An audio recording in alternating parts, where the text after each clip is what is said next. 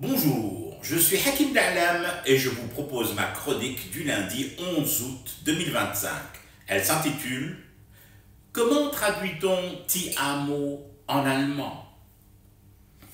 Tout le problème, c'est comment lui annoncer la nouvelle, voir comment la lui cacher cette nouvelle, et surtout jusqu'à quand son entourage des folies bergères pourra la lui dissimuler.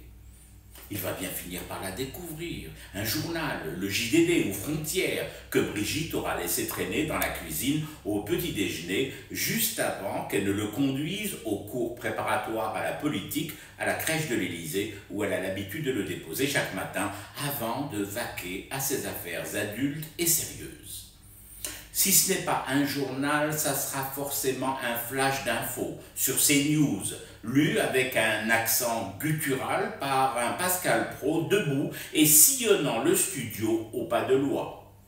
Impossible de lui cacher la chose tellement elle semble impensable chez l'élève du Cobu d'Amiens. Ceux qui l'ont vu, au moment où Tebboune rencontrait Mélanie à Rome, jurent qu'il était dans un état de rage folle, mais alors vraiment folle. Je ne sais pas où ils en sont dans la série des blockbusters Transformers, mais Manu, ziotant Gigi, claquant la bise à Georgia et lui offrant un bouquet de fleurs, a dû rajouter une suite à cette production hollywoodienne pour ados boutonneux. Il a violemment muté. Le « en même temps » est passé par toutes les couleurs, rouge, gris cendré, blanc cire, puis, pour finir, blanc tout court, autour des narines.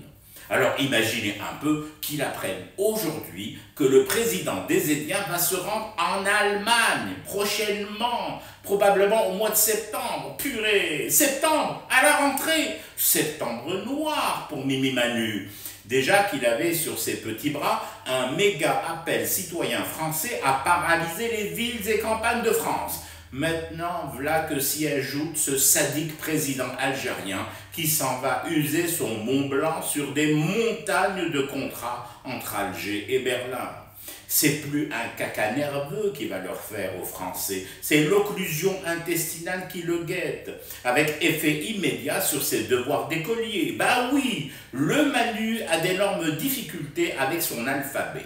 Il n'y a qu'à voir comment il a bloqué sur une lettre, une seule, dans sa dernière missive gribouillée au père Bayrou, François le Français, plus connu sous son sobriquet mignon de l'abbé gifleur. La lettre D. Allez savoir pourquoi il a fait cette fixette sur la lettre D.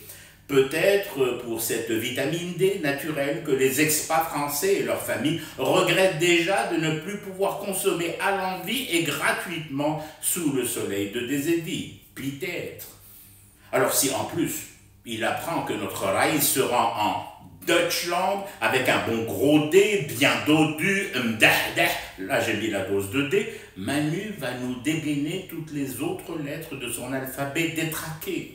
Hâte tout de même de le voir arriver à la dernière lettre, le Z, pour sûr qu'à Z, il sera à son paroxysme, cet ovni zarbi tombé accidentellement de son berceau doré. Je fume du thé et je reste éveillé, le cauchemar continue. C'était Hakim Da'lam, je vous retrouve demain pour une autre chronique et une autre façon de dire son amour à l'Algérie.